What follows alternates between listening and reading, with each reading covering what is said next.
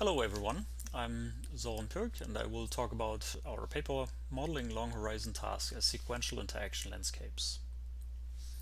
In this work, our main goal was to enable robots to solve long horizon manipulation tasks. What is shown here is a robot controlled by our system performing a task, and the goal is to find two objects, a cup and a ball, to then put the ball in the cup and to move both objects together back into the cabinet. The cabinet door can also be closed, which means that the system has to deal with ambiguities and long-term planning to complete this task. The main motivation for our work was that many tasks are rather sequential and only shallow in their dependencies. That means we often need to carry out many steps to accomplish a task, but these steps do not necessarily depend on one another in a hierarchical way. And in turn, this means that there often exist many possible ways to accomplish a task or a goal. To learn the sequential structure of tasks with different possible orders, we define task-relevant actions that represent whether or not an object is set in motion. Each frame of a video sequence is labeled with an action symbol that defines whether or not an object is currently moving. Our goal is to understand the combinatorial landscape of how different actions can lead to the same outcome. In these examples, the same task is performed with different sequential orders of actions. In the left example, the purple block is put on top of the red block first, while for the right example, the yellow and the red block are put in place before the other blocks. Representing tasks as discrete action symbols allows us to reason about a task in more abstract ways, which has two advantages. First, we do not need to deal with the complexity of physics, which allows us to focus on the sequential structure of tasks.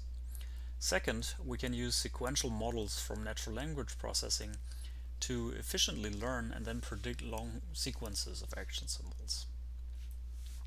So, to learn sequences of action symbols, we use a character-level sequence-to-sequence model that translates image embeddings to action symbols. Translating image embeddings to action symbols allows us to operate a robot in a closed-loop setting, where we are still able to predict action symbols over long time horizons. When we predict a sequence to execute tasks, the idea is to use the predicted symbols to represent expert policies for subtasks. Each symbol represents a narrow skill that can be transferred and reused, and each of these policies now needs to deal with the complexity of the real world to manipulate objects. When we put all this together, we can define a symbol switching loop that predicts action symbols from image embeddings. This is the outer loop shown here. The second loop is a control loop that uses a predicted symbol to select a policy that enables the robot to perform a subtask. While the robot is performing the subtask, the outer symbol switching loop keeps predicting new action symbols depending on what is happening in the scene. For more details on these two loops, please refer to our paper.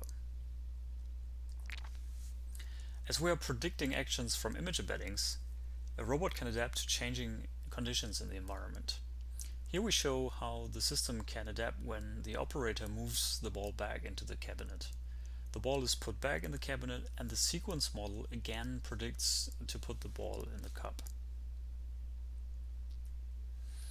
In this situation, the robot first aims to find ball and cup, but because both objects are already combined in a meaningful way, our model just predicts a terminal symbol which indicates that the task is already completed.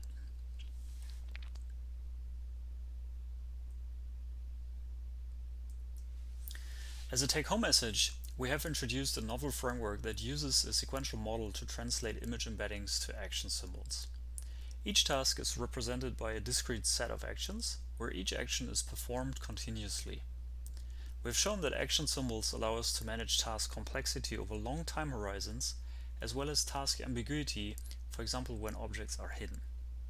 Finally, we have shown that action symbols can be used to select LFD or RL policies that represent narrow skills to perform complex subtasks.